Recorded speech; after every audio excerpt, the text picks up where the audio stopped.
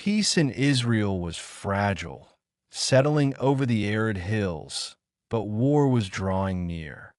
The drums of the Philistines echoed from the western hills, crawling under the skin of every soldier.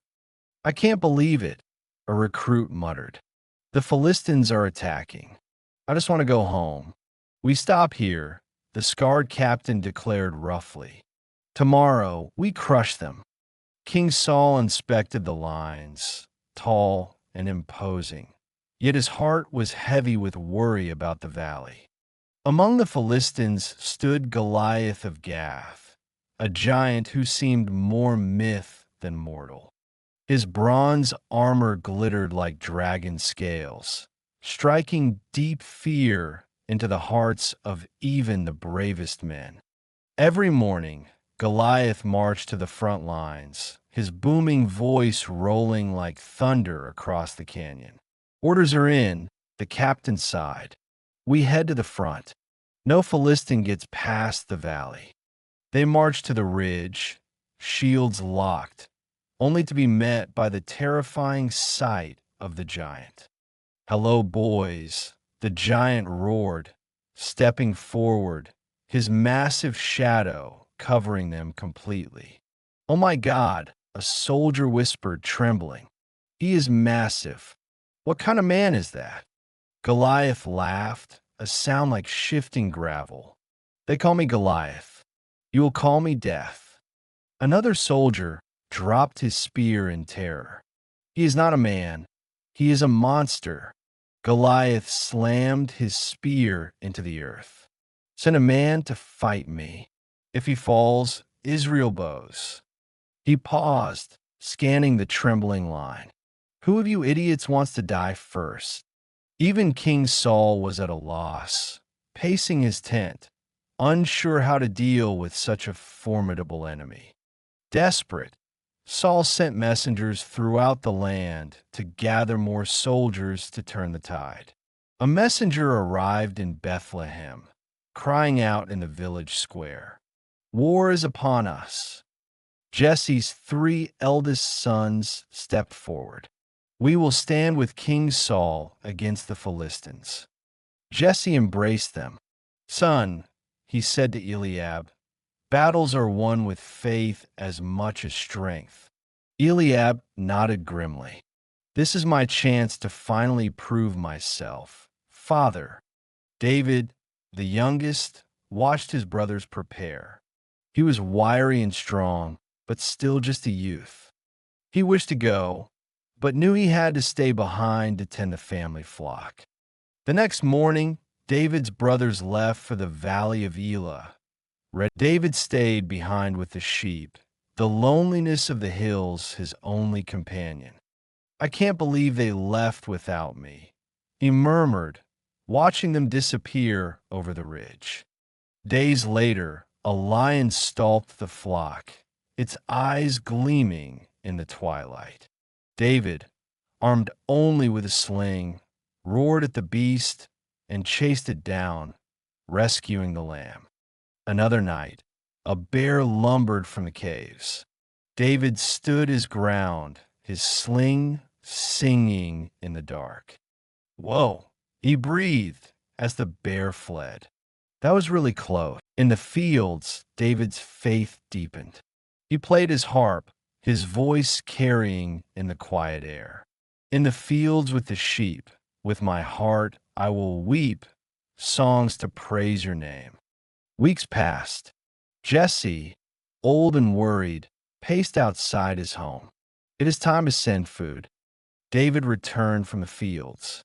"Father, I rescued the sheep from a lion and a bear."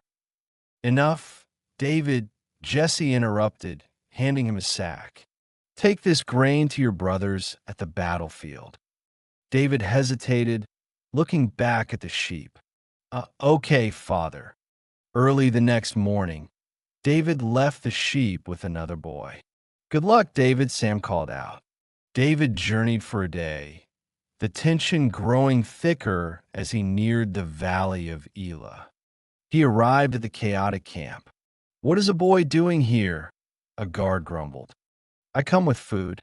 "It is for my brothers," David explained, holding up the sack. "The battle is about to begin," the guard said. "Leave the food with me." "Battle?" David asked. "I must find them." He ran past the guard toward the ridge. "Wait," the guard shouted, but David was already gone, disappearing into the crowd. David reached the ridge just as Goliath's voice boomed across the ravine like thunder. "You cowards!" the giant roared. "Send a man to fight me." The Israelite line recoiled in fear. "There is no way we can beat him," a soldier whispered. David stared, not in fear, but in anger. "Who is this uncircumcised Philistine? Why is no one fighting him?" David demanded, his voice clear above the murmurs. Eliab spun around, his face dark. "David, go home. I only ask a question," David said, standing his ground. "Is there no faith here?" "Stop acting silly and leave," Eliab hissed. But David turned to another soldier. "I will fight him," David declared. The soldiers stared at the crazy shepherd boy. Word reached the command tent. "My king, there is a boy who wants to fight." Saul looked up from his despair. "Send him to me at once." David entered the tent, small and carrying his staff. "I will fight the giant, my king." Saul sighed. "You are just a boy. He has been a warrior since his youth." "God delivered me from a lion and a bear," David said with fire in his eyes. "He will deliver me from this Philistine." Saul looked at the boy, seeing true faith. "Go then," Saul whispered, "and may the Lord be with you." Saul offered his own armor. David tried it on, but it was too heavy and big. "I cannot walk in these," David said, taking it off. "I must go as I am." David walked to the brook and chose 5 smooth stones, putting them in his pouch. He walked out onto the battlefield, armed only with his staff and sling. Goliath saw him and roared with laughter. "Am I a dog, that you come with sticks?" "You come with sword and spear," David shouted, running forward. "I come in the name of God. Today the world will know there is a God in Israel." David placed a stone in his sling. He swung the sling, a blur of motion. Goliath raised his shield, but he was too slow. The stone flew true, whistling through the air, and struck the giant in the forehead. Goliath swayed, his eyes losing focus. He fell forward, crashing to the earth like a tower. Silence fell over the valley.